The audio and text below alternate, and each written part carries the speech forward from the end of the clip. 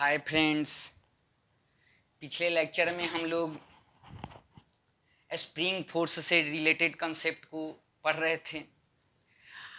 आज भी स्प्रिंग से रिलेटेड ही चीज़ें पढ़ेंगे।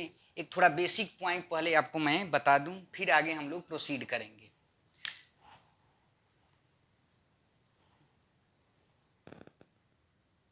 जैसे ये एक स्प्रिंग है और इससे एक ब्लॉक अटैच है जिसका मास m है ना, और ये स्प्रिंग है जिसका स्प्रिंग कांस्टेंट दिया हुआ है।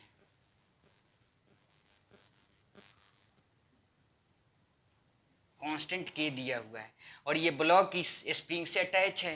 तो और ये बॉडी इक्विलिब्रियम में है। ये क्या है? बॉडी इक्विलिब्रियम में है, मतलब रेस्ट पर है, मतलब नीचे का फोर्स ऊपर के फोर्स के बराबर होगा। इसका मतलब ये स्प्रिंग का कुछ एक्सटेंशन हुआ होगा। तो ये इस पे नेट फोर्स जीरो है। अभी इक्विलिब्रियम में है, मतलब इस पे नेट फोर्स क्या करना होगा? जीरो करना होगा। तो इस पे कौन कौन फोर्स एक्ट कर रहा होगा? नीचे में वर्टिकली डाउनवर्ड ग्रेविटेशनल फोर्स और ऊपर के तरफ के एक्स। और ये बॉडी इक्विलिब्रियम में है, मतलब के एक्स की वैल्यू कितने के बराबर? एम जी के बराबर है। ओके, अब देखते हैं। मान लेते हैं एम का वैल्यू 1 kg ले रहा हूँ और जी का वैल्यू आपका 10 मीटर पर सेकेंड स्क्वायर है। तो यहाँ पर वैल्यू पुट करेंगे तो कितना हो जाएगा? 10 न्यूटन। मतलब के एक्स का वैल्यू कितना हो जाएगा? आपका 10 न्यूटन हो जाएगा। क्या है? 10 न्यूटन के एक्स की वैल्यू हो जाएगी। सॉरी। अब देखिए, आपसे क्वेश्चन में कहेगा ये स्प्रिंग लाइट है। क्या है? लाइट है या मासलेस है। तो यहाँ पर यहाँ पर यहाँ पर यहाँ पर हर एक पॉइंट पर क्या होगा? के एक्स का जो ये के एक्स की जो वैल्यू है 10 न्यूटन, हर एक जगह 10 न्यूटन यहाँ पर होगी। क्यों? क्योंकि ये मासलेस है। क्या है? मतलब just like a string act करेगा। ये स्प्रिंग कैसे एक्ट करेगा? स्ट्रिंग की तरह एक्ट करेगा। मतलब हर एक जगह फोर्स का वैल्यू क्या होगा? सेम होगा।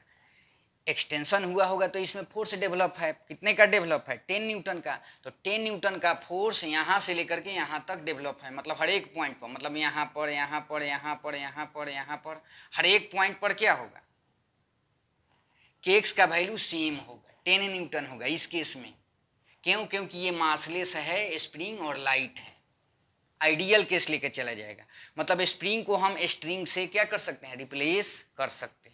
समझने के लिए, मतलब हर एक जगह जैसे टेंशन में देखते थे ना, एक स्ट्रिंग तो एक ही टेंशन, वैसे ही इसके केस में हो जाएगा। कब? जब ये लाइट होगा, मासलेस होगा, तब क्वेश्चन में दिया रहेगा। तो जो भी के एक्स का वैल्यू आया है 10 न्यूटन, तो यहाँ पर यहाँ पर यहाँ पर हर एक पॉइंट पर क्या होगा? के एक्स का वैल्यू 10 ही न्यूटन होगा इस केस को अगर देखें तो। क्यों? क्योंकि ये मासलेस है स्प्रिंग। तो ये एक कंसेप्ट है आपका कि अगर मासलेस देगा, लाइट देगा, तो स्प्रिंग फोर्स की वैल्यू वैरी नहीं करेगी, कांस्टेंट रहेगी हर एक पॉइंट पर स्प्रिंग के अंदर में। ओके, अब हम लोग आगे चलते हैं, क्वेश्चन को करते हैं।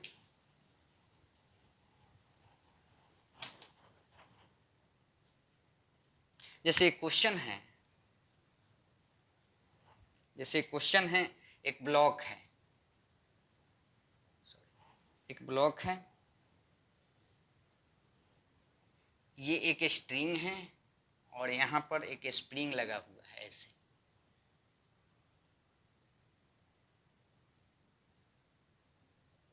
और ये एंगल कितना दिया हुआ है? 53 डिग्री दिया हुआ है, 53 डिग्री। ओके, और कह रहा है the block shown in the figure is equilibrium. ये ब्लॉक क्या है? इक्विलिब्रियम में है ना। Find acceleration of the block just after the string burn. String को बर्न किया जा रहा है, जहाँ कट किया जा रहा है, तब कह रहा है इस ब्लॉक का एक्सेलरेशन बता देना है आपको, इस ब्लॉक का एक्सेलरेशन, है ना। तो बताइए इस पे कौन कौन फोर्स लग रहे होंगे? एक तो ग्रेविटेशनल फोर्स mg, एक टेंशन फोर्स और इधर स्प्रिंग फोर्स। मतलब इस पे 3 ही फोर्स लग रहे हैं और बॉडी ये क्या है? इक्विलिब्रियम में है। तो अभी कट जब नहीं किए हैं, बर्न नहीं किए हैं, तब का सिचुएशन देखिए। जब ये इक्विलिब्रियम में है तब उसका फ्री बॉडी डायग्राम खींच लीजिए। तो फ्री बॉडी डायग्राम ऑफ, इसका मास m कह दीजिए m।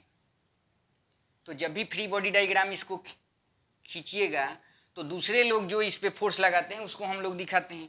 तो एक तो अर्थ का फोर्स होगा नीचे में mg, gravitational force vertically downward. दूसरा टेंशन फोर्स, ये स्ट्रिंग है आपका,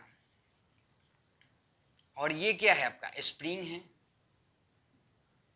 तो स्ट्रिंग फोर्स पढ़े हैं, एक स्ट्रिंग होगी तो एक ही टेंशन होगा, और कैसे एक्ट करेगा, along the string away from the body, body से दूर, तो ऐसे एक्ट करेगा, मतलब इस डायरेक्शन में एक्ट करेगा।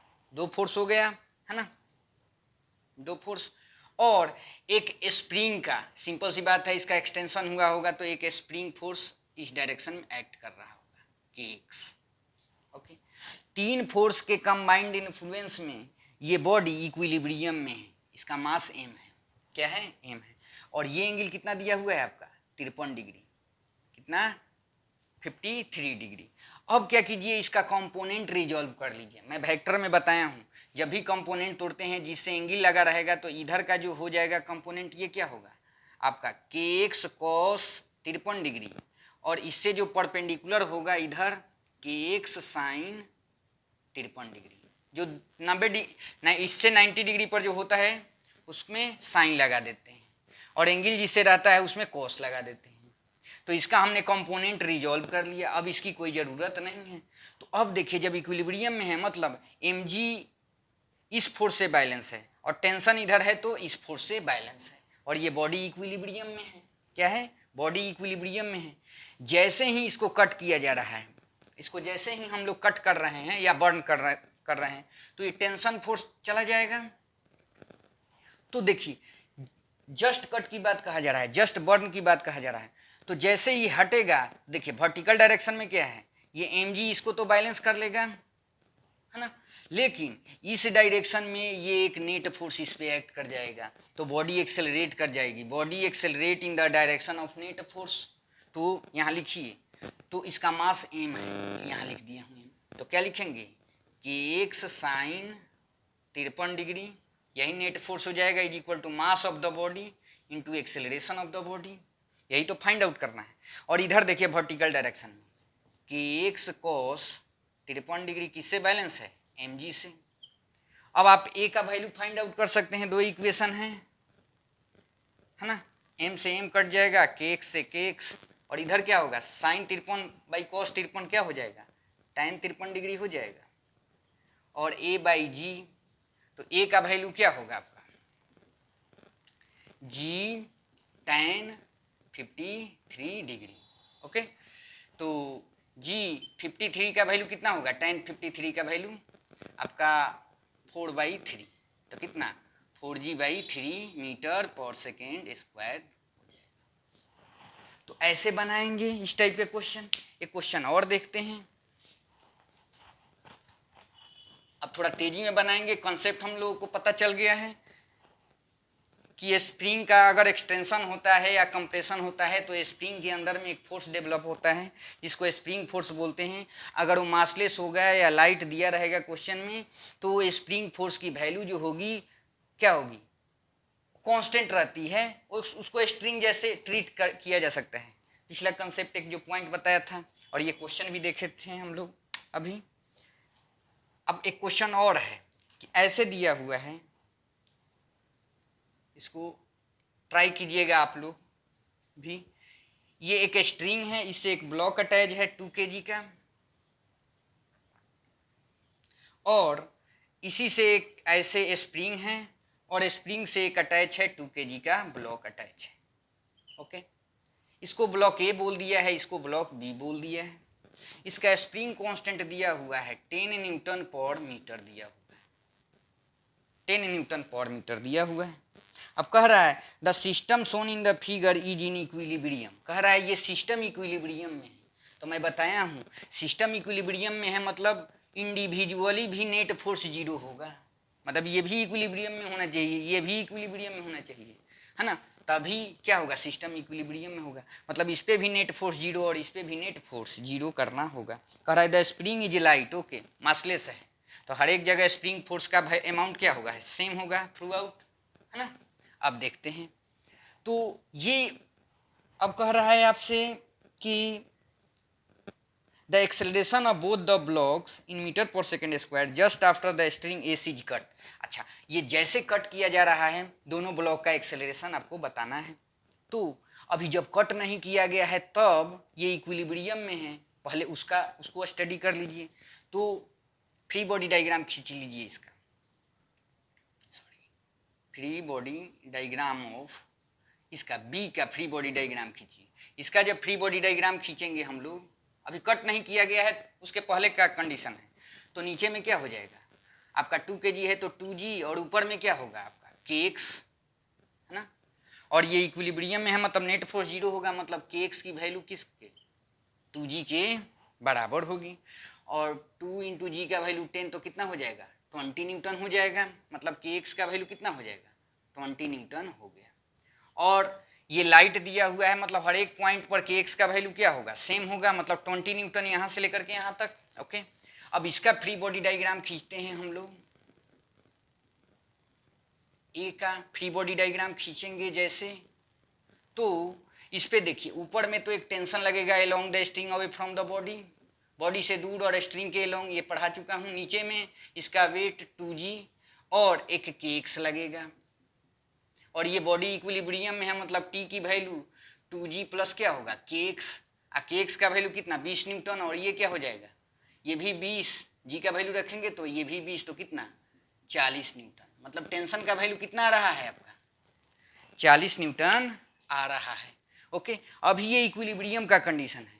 अच्छा, जैसे आप हटाएंगे क्या कहेंगे, ये जैसे इसको कट कर रहे हैं, जैसे ही इसको कट कर रहे हैं, तो देखिए ए का स्टडी कीजिए, ए का इसको देखिए, तो नीचे में तो कितना kx लग रहा था, और इसका वेट कितना आपका 2g, दोनों को मिला करके नीचे में कितना हो जाएगा आपका 40 न्यूटन का फोर्स एक्ट कर जाएगा, मतलब दोनों, मतलब इस डायरेक्शन में नेट फोर्स एक्ट कर गया, मतलब बॉडी में एक्सेलरेशन आ जाएगा।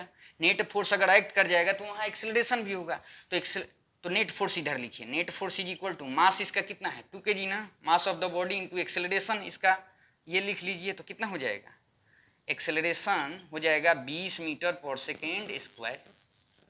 अच्छा, इसका स्टडी कीजिए, इसका जैसे स्टडी करेंगे, तो इसका जब स्टडी करेंगे बी ब्लॉक का स्टडी, तो नीचे में तो 2g और ऊपर में क्या kx का वैल्यू 20 न्यूटन, नीचे में भी क्या 20 न्यूटन, मतलब ये इक्विलिब्रियम में है, मतलब अभी इसमें एक्सेलरेशन नहीं आएगा, जस्ट आफ्टर कट की बात कही जा रही है, तो इसका एक्सेलरेशन क्या हो जाएगा आपका 0 हो जाएगा। ओके, तो ऐसे ही बनाना होता है। अगर ये वीडियो अच्छा लगा हो तो वीडियो को लाइक करें, शेयर करें, एंड मेरे चैनल को सब्सक्राइब करें। Thank you.